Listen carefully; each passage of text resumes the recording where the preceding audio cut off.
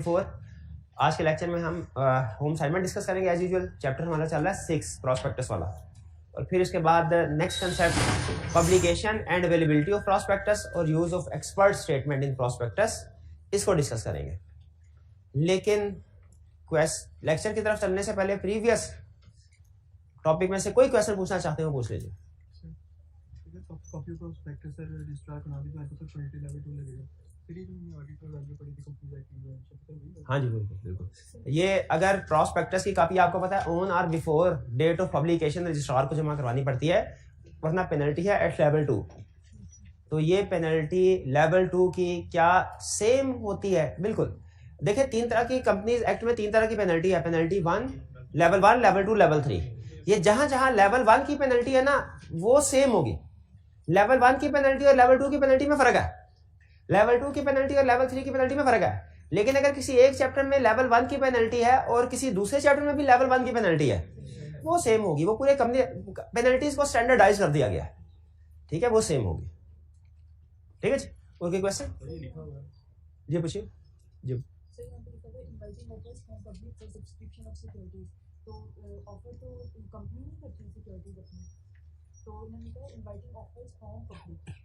Inviting offers from public का मतलब यह है कि जनरल पब्लिक से को इनवाइट किया जा रहा है कि वो ऑफर करे।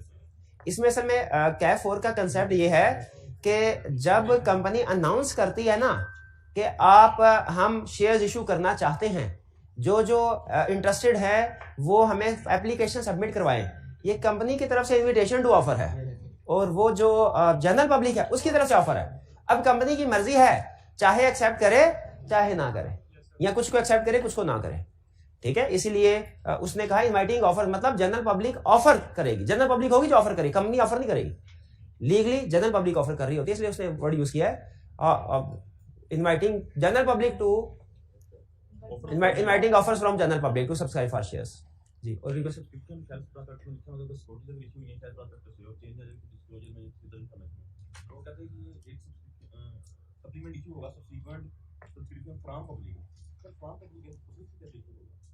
देखिए, ये जो आप प्रॉस्पेक्टस इशू कर रहे हैं जनरल पब्लिक से ही कलेक्शन कर रहे हैं।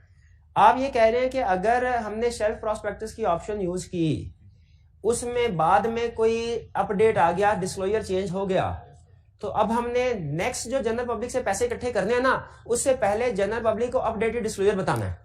वो अपडेटेड डिस्क्लोजर बताते हैं हम सप्लीमेंट टू प्रॉस्पेक्टस के जरिए से, ठीक है। तो आपका पॉइंट ऑफ व्यू क्या लिखा हुआ है? फ्रॉम जनरल पब्लिक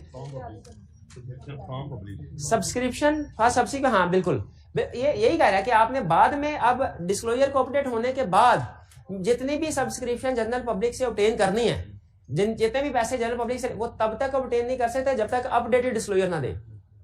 यानी जो हमारा सप्लीमेंट टू प्रॉस्पेक्टस है वो इशू करेंगे, उसके बाद फिर आप जनरल पब्लिक से सब्सक्रिप्शन ले सकते हैं।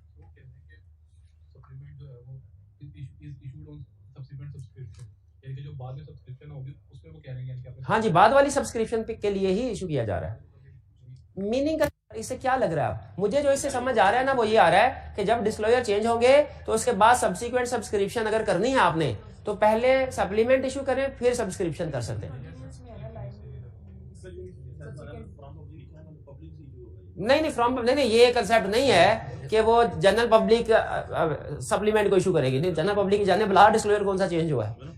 फ्रॉम नहीं, वो सब्सक्रिप्शन के लिए फ्रॉम है, वो इंग्लिश एग्जाम नहीं, ऐसे ना कर, इंग्लिश का मसला नहीं है, सही कह रहा है सोहेल साहब। लेकिन वो जो फ्रॉम जनरल पब्लिक का वर्ड यूज किया ना उसने, वो सब्सक्रिप्शन के लिए यूज किया है, प्रॉस्पेक्टस के लिए नहीं यूज किया, ठीक है। और कोई क्वेश्चन? सही कह रहा है वो, उसने याद, ये जो याद करेगा उसी को मसला आएगा ना, जो याद ही नहीं करने से क्या मसला है?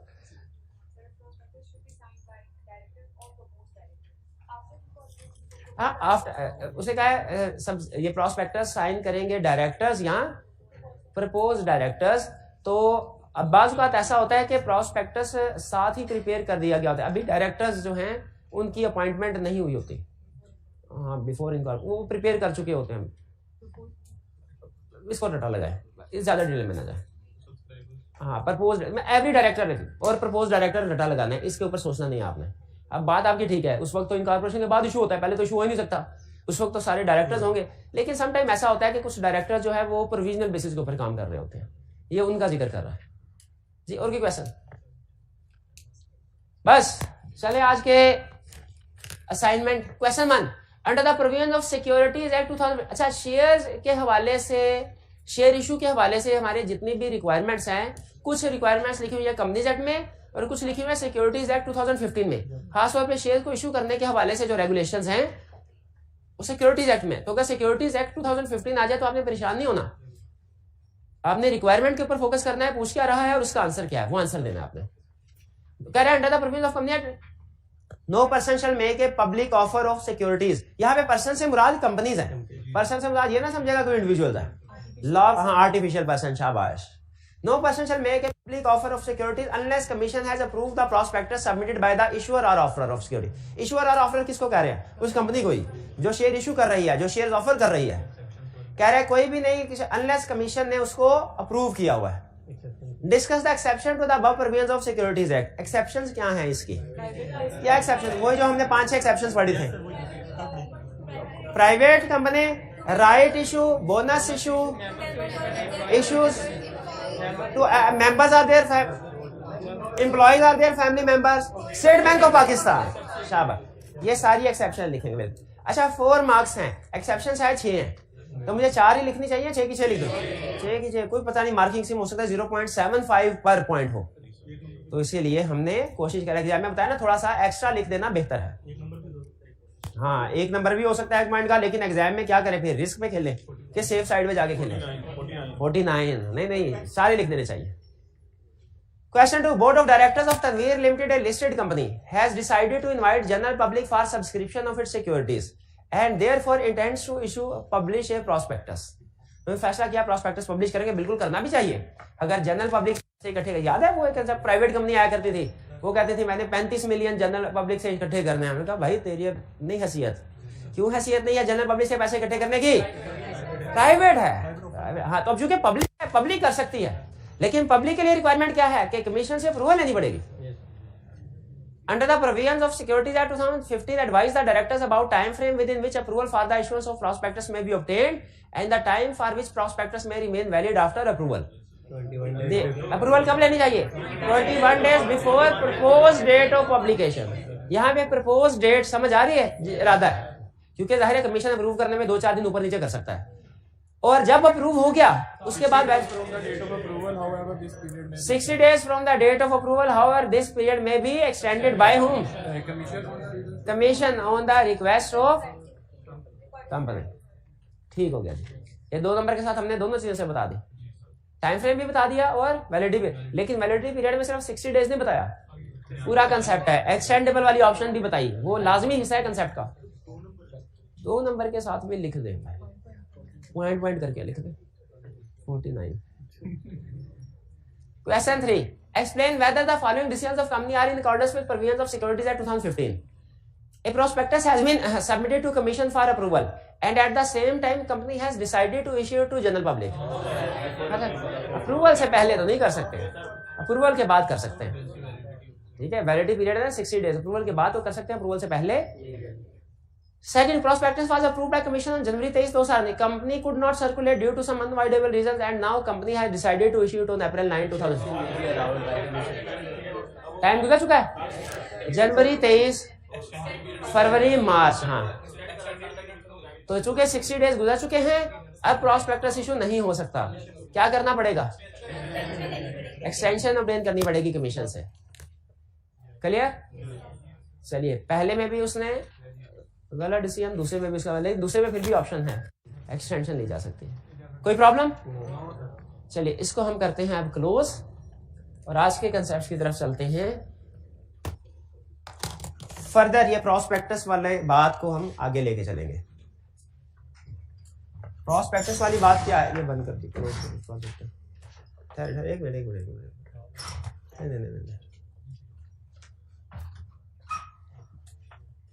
चलिए प्रोजेक्टर को तो बंद करें। क्या हुआ? आराम से। अब क्यों नहीं सही हो सकती? शुभ बोल।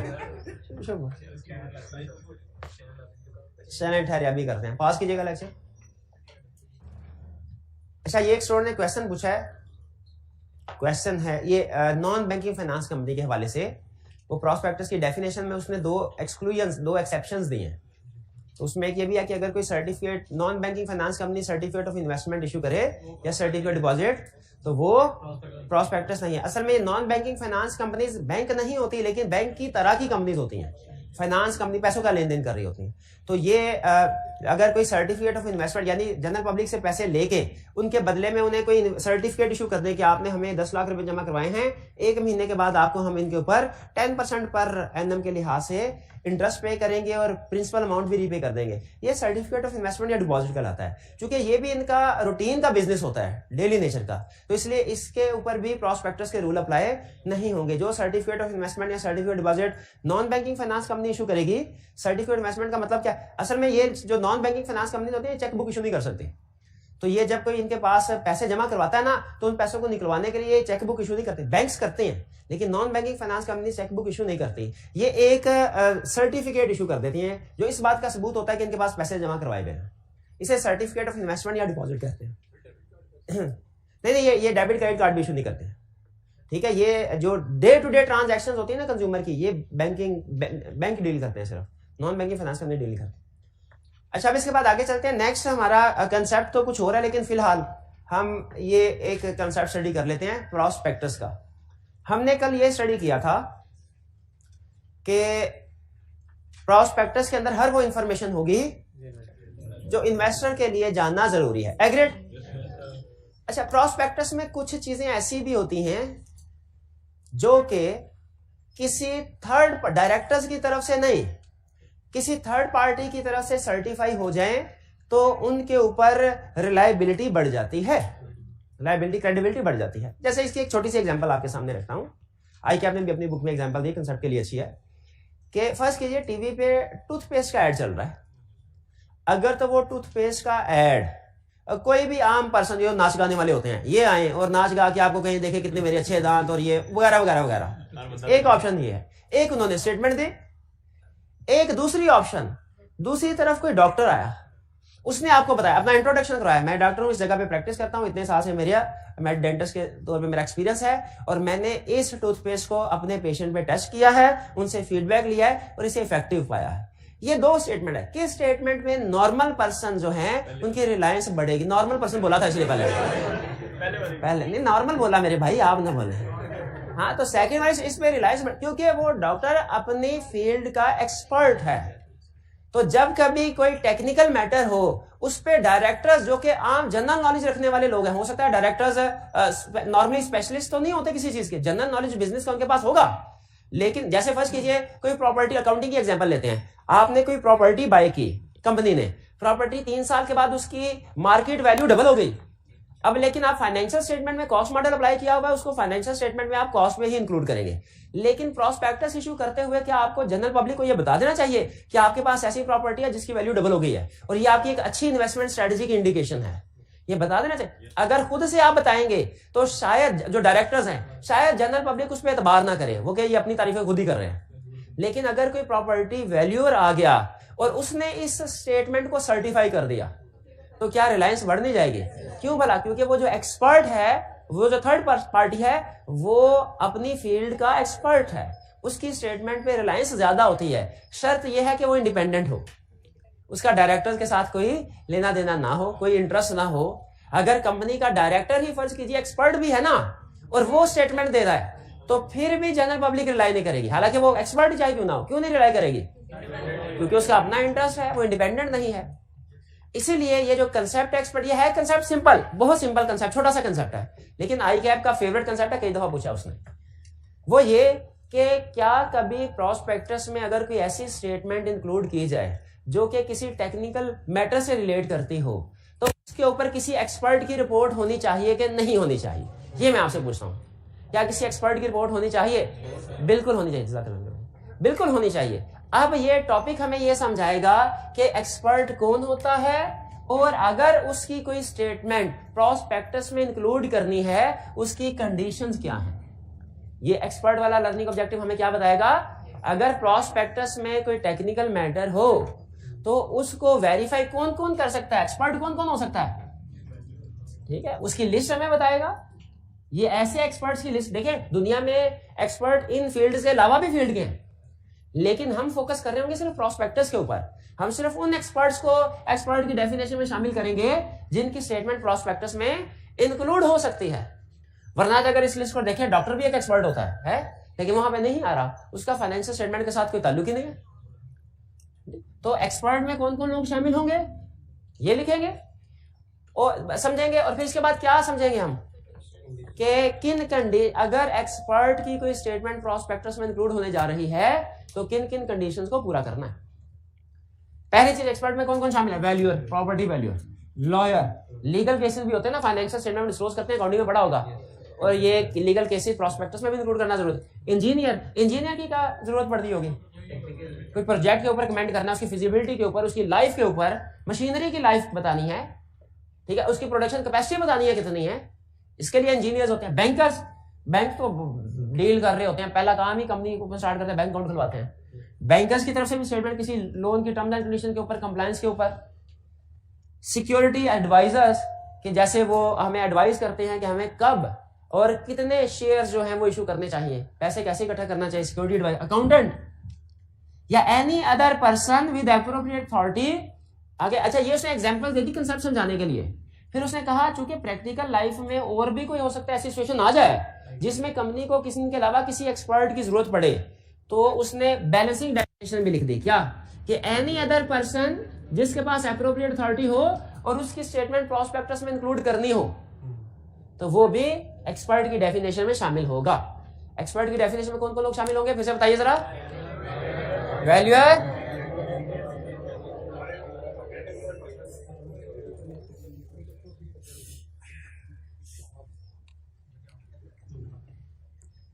Any other person whose profession gives. ये एक्सपर्ट पता चल गया क्या है? चलिए अच्छा, किसी एक एक्सपर्ट बताइए, आपको इनमें से क्या लगता है सबसे ज्यादा हमें किस एक्सपर्ट से वास्ता पड़ सकता है?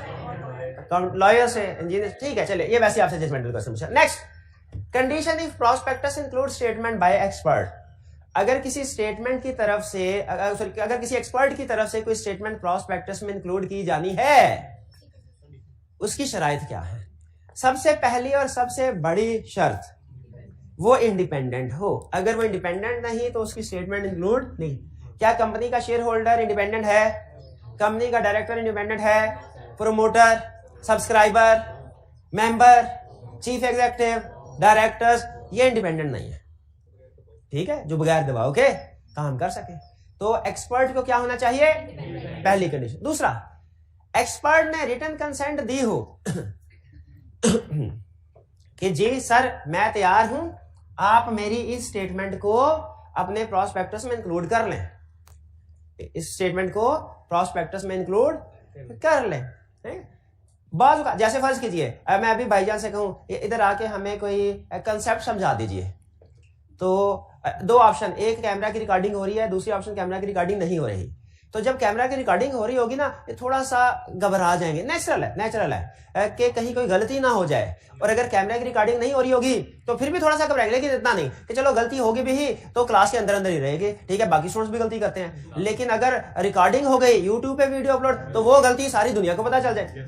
उसी तरीके से एक्सपर्ट जो होते हैं ना, जो काम करते हैं लोग, उनके भी ये प्रैक्टिस में भी अब बात आपके काम आएगी, उनको भी ये डर होता है। अगर तो उनकी जो रिपोर्ट है वो सिर्फ कंपनी के अंदर रहे ना, तो वो ज्यादा परेशान नहीं होते। वो कहते हैं रिपोर्ट में अगर ऊंच नीच भी हो गई कंपनी के अंदर, इनके साथ डीलिंग होती रहती है, आगे पीछे करके एडजस्ट कर देंगे। लेकिन जब कोई रिपोर्ट जनरल पब्लिक को चली जाए तो फिर रेपुटेशन एट रिस्क आ जाती है। उसके बाद अगर कोई गलती हो तो फिर जनरल वो अखबार में खबर आ जाती है और उस एक्सपर्ट की रेपुटेशन भी इफेक्ट होती है।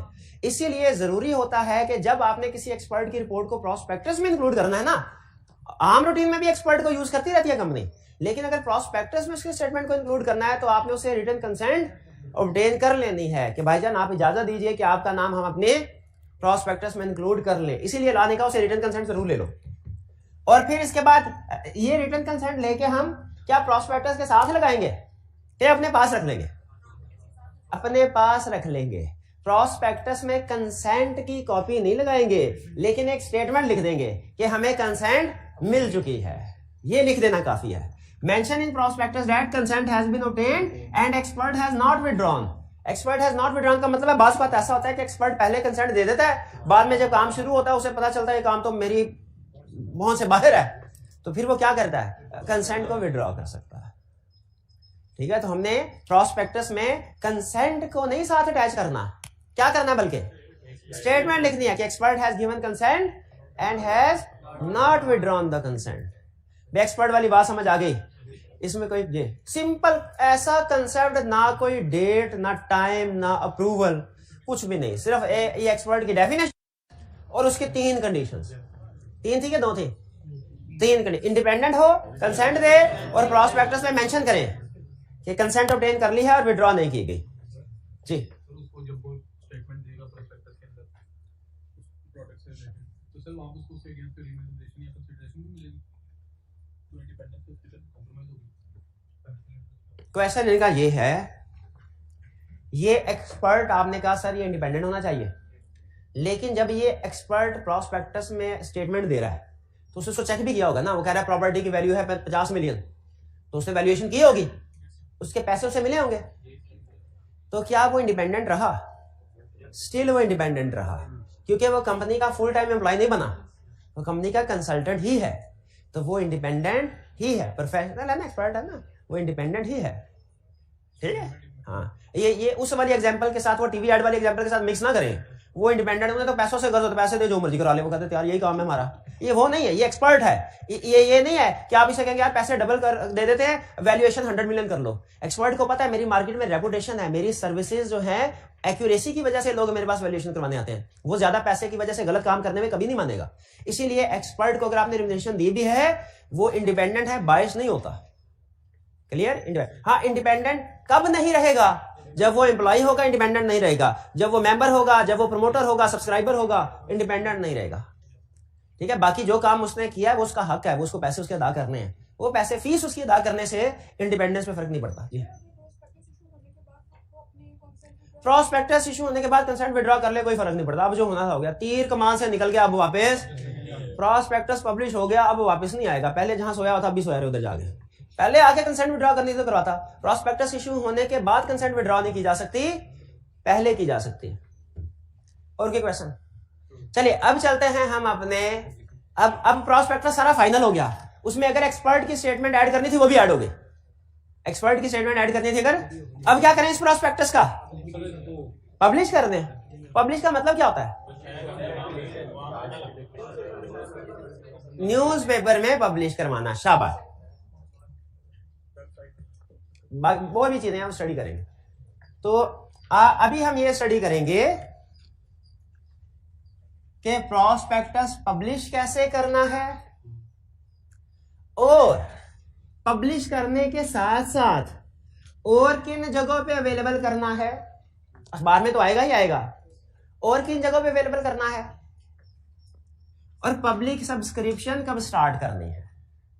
अब ये पब्लिकेशन ऑफ प्रॉस्पेक्टस का मतलब समझ आ गया? पब्लिक सब्सक्रिप्शन का मतलब क्या है? जब प्रॉस्पेक्टस पब्लिश किया जाता है उसके बाद जनरल पब्लिक से पैसे भी तो इकट्ठे करने हैं।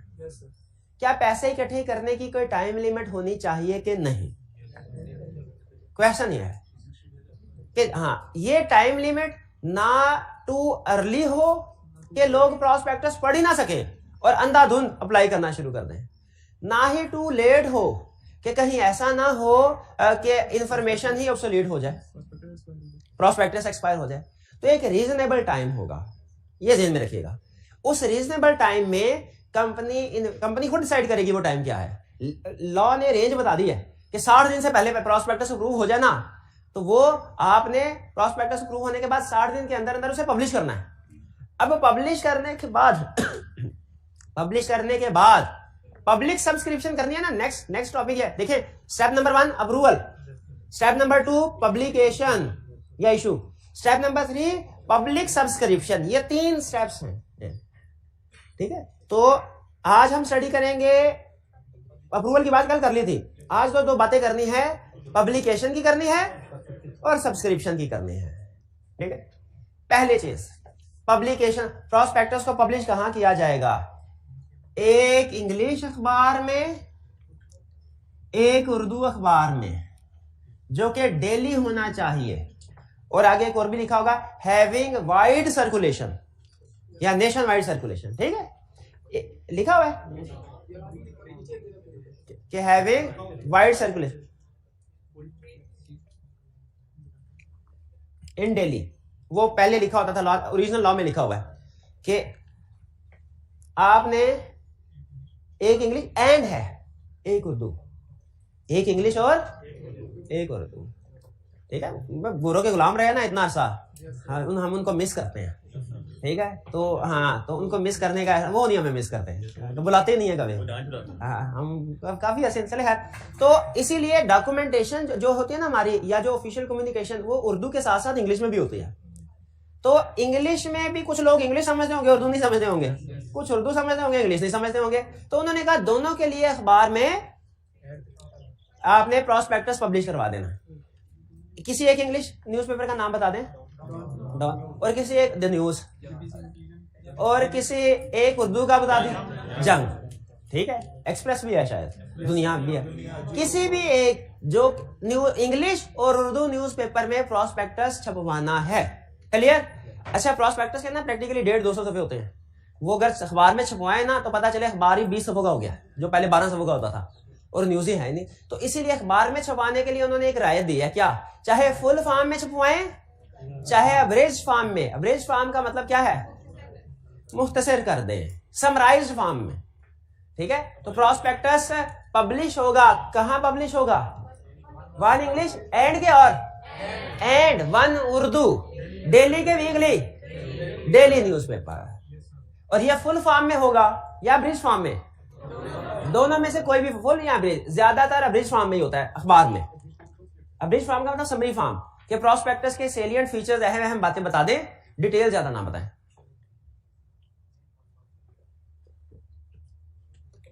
शाबाश। मजीद मालूमात के लिए राबता कीजिए। अब राबता कहां करना है, आगे वो बता रहा है। आगे कह रहा है प्रोस्पेक्टस, अब यहां पे कह रहा है प्रोस्पेक्टस जो है ये आपने अपलोड करना है। कहां करना है, वेबसाइट के ऊपर। तो इसका मतलब है अखबार में पब्लिश करने के साथ साथ वेबसाइट पे भी अपलोड किया जाएगा। अच्छा, वेबसाइट पे देखिए उसने साथ लिखा अब्रिज फॉर्म नहीं, वेबसाइट पे फुल फॉर्म में अपलोड किया जाएगा। क्लियर? यानी अगर किसी ने अखबार में देख लिया ये तो अब्रिज फॉर्म में है प्रोस्पेक्टस, फुल फॉर्म में पढ़ना चाहता हूं, लिंक दिया, लिंक पे जाओ, फुल फॉर्म डाउनलोड कर लो। और ये कब से कब तक अवेलेबल रहेगा, website from date of publication, यानी जिस दिन अखबार में पब्लिश हुआ उसी दिन वेबसाइट पे अपलोड करना। और कब तक रहेगा, क्लोज ऑफ सब्सक्रिप्शन। अब ये क्लोज ऑफ सब्सक्रिप्शन क्या है, सब्सक्रिप्शन पीरियड किसे कहते हैं ये बताएं, जिसमें एप्लीकेशन दे सकते।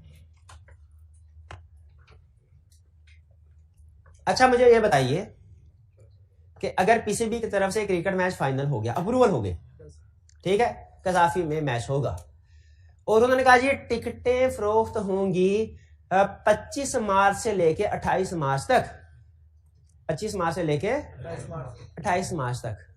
तो ये जो पीरियड होता है ना, इसे कहते हैं सब्सक्रिप्शन पीरियड। इसमें 25 मार्च है ओपनिंग ऑफ सब्सक्रिप्शन या कमेंसमेंट ऑफ सब्सक्रिप्शन, मुश्किल वर्ड यूज कर रहा है, कमेंसमेंट ऑफ सब्सक्रिप्शन। और 28 मार्च क्या है, क्लोजर ऑफ सब्सक्रिप्शन।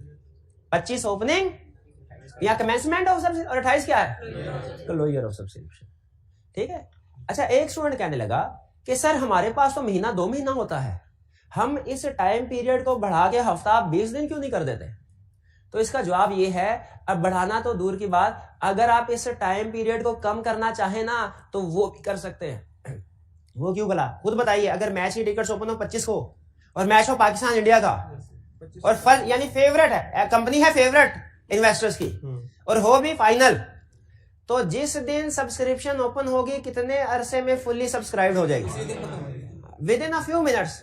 तो इसीलिए प्रैक्टिकली, हालांकि थ्योरेटिकली सब्सक्रिप्शन पीरियड डेज में होता है। वो कहते हैं कोई भी दिन रख सकते हैं आप, चाहे 2 दिन रखें, चाहे 10 दिन रखें, चाहे 20 या 30 दिन रखें।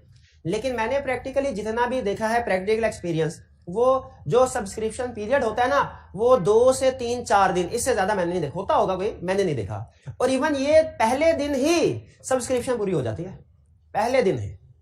इसीलिए ये जहन में रखिए कि जब कभी प्रॉस्पेक्टस पब्लिश होगा ना, पब्लिश का मतलब क्या, न्यूज़पेपर में आएगा और वेबसाइट पे अपलोड होगा, उसके साथ एक पीरियड लिखा होगा सब्सक्रिप्शन पीरियड।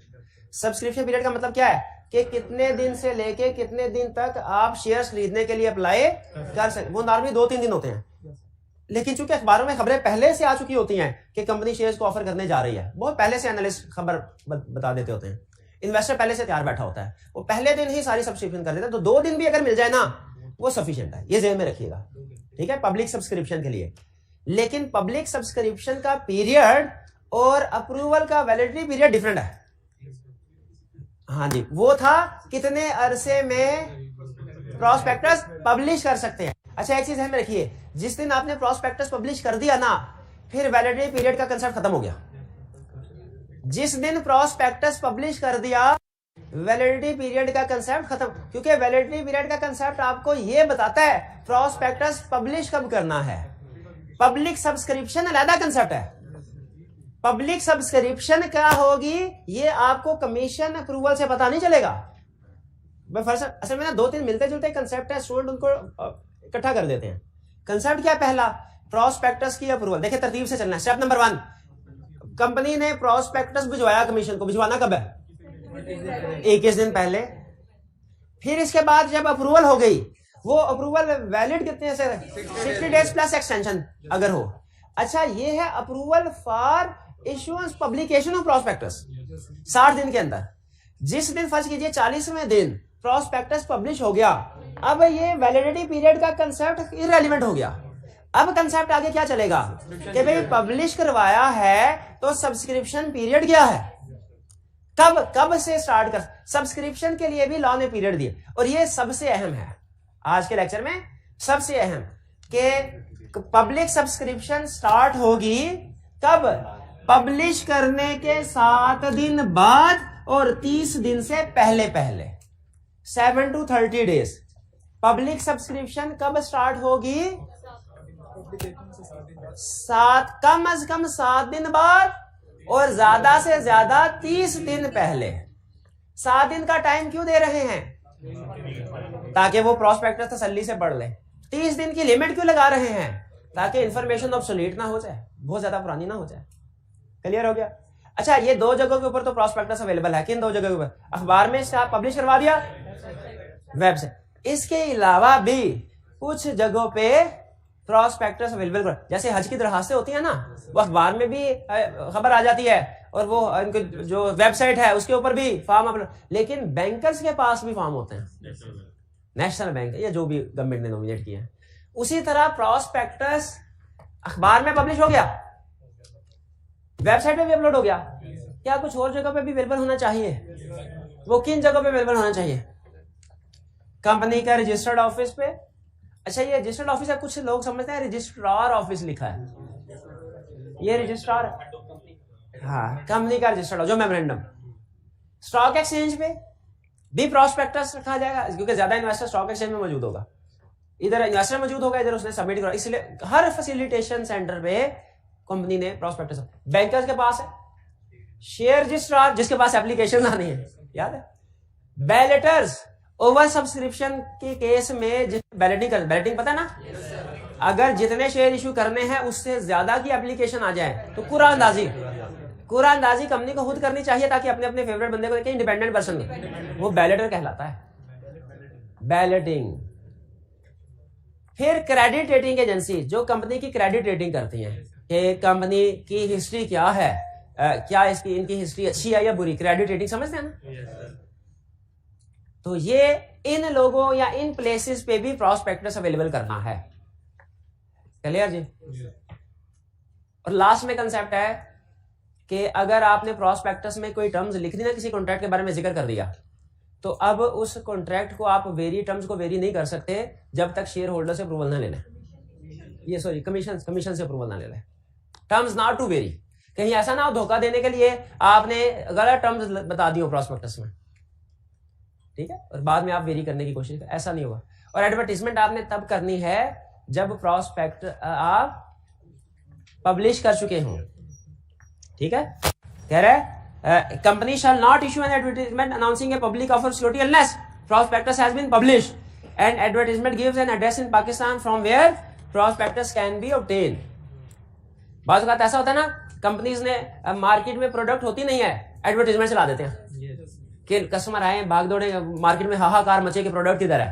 ये भी एडवर्टीजमेंट का एक तरीका होता है। इसे वो क्या कहते थे मुझे, पुश स्ट्रेटजी या पुल स्ट्रेटजी, हाँ पुल स्ट्रेटजी बोलते हैं इसको, पुल स्ट्रेटजी। और एक एडवर्टीजमेंट का दूसरा तरीका क्या, पहले प्रोडक्ट बाद में मार्केटिंग। यहाँ पे उसने क्या अलाउ किया है, पहले प्रोडक्ट बाद में एडवर्टाइज, यानी एडवर्टीजमेंट तब तक नहीं करनी जब तक, क्योंकि एडवर्टीजमेंट देख के सारे दौड़ेंगे और अभी पब्लिश नहीं हुआ तो। क्लियर, फिर से क्विक रिवीजन करते हैं। हमने आज के लेक्चर में सबसे पहले एक्सपर्ट के बारे में स्टडी किया, तसल्ली कर ले ताकि मुझे भी तसल्ली हो जाए कि अहम कंसेप्ट सारे आपने पढ़ लिए हैं। बाकी छोटी मोटी चीजें नहीं भी समझ आई तो पढ़ेंगे तो क्लियर, लेकिन अहम चीजें मैं क्विक रिवीजन करना चाहता हूँ।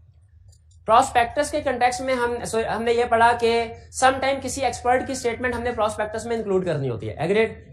हमने एक्सपर्ट की डेफिनेशन पढ़ ली। एक्सपर्ट की डेफिनेशन में कौन कौन चीजें शामिल, लोग शामिल, valuer, banker, accountant, engineer and any other person वगैरह। ठीक है, अच्छा, अगर किसी एक्सपर्ट की स्टेटमेंट प्रॉस्पेक्टस में इंक्लूड होनी है तो 3 कंडीशन कौन सी है, इंडिपेंडेंट हो, रिटन कंसेंट दी हो उसने और अपनी कंसेंट को विड्रॉ ना किया हो।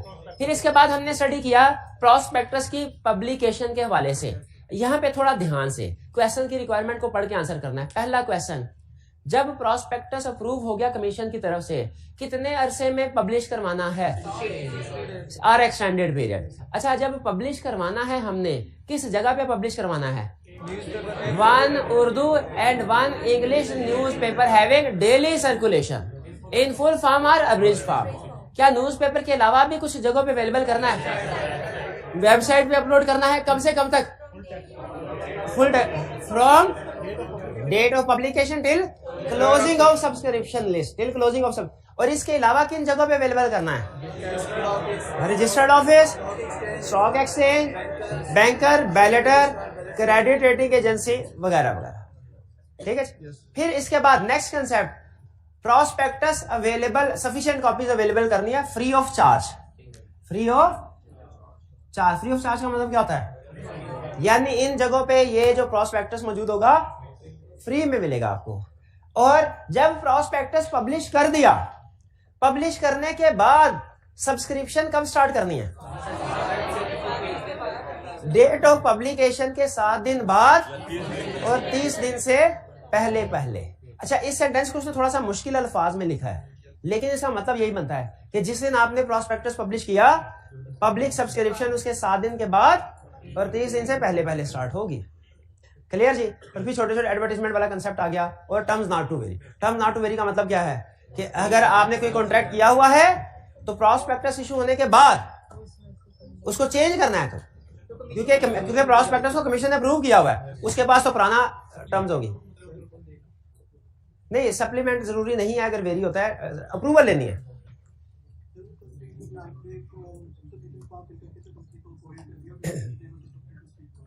देखिए, इसमें अगर एक पर्सन कोरियर करता है अपनी एप्लीकेशन कंपनी को, किसी और दिन मिलता है, वो प्रॉस्पेक्टस में लिखा होता है। नॉर्मली आप देखेंगे ना, आप तो अब लेटेस्ट जो एडवर्टाइजमेंट होती है ना, उसमें ये लाइन लिखी होती है कि आपने सेंड ऐसे करना है that this document should reach company on और बिफोर 28 फरवरी। तो उसमें वो कह देते हैं कि आपने 28 फरवरी से पहले इंश्योर करना है कि हमें मिल जाए। क्या न्यूज़पेपर में एक ही दफा हमने इसको पब्लिश करवाना है, जब तक पब्लिक सब्सक्रिप्शन क्लोज नहीं होती हर रोज करवाना है? सिर्फ एक ही दफा काफी है, क्योंकि उसके बाद अगर किसी को चाहिए वो वेबसाइट पे भी अवेलेबल होगा, या इन दोनों जगहों में ना वो अवेलेबल होगा पब्लिकेशन की डेट से लेकर जब तक सब्सक्रिप्शन क्लोज नहीं होती। लेकिन यहाँ अखबार में सिर्फ एक ही दिन डेट ऑफ पब्लिकेशन।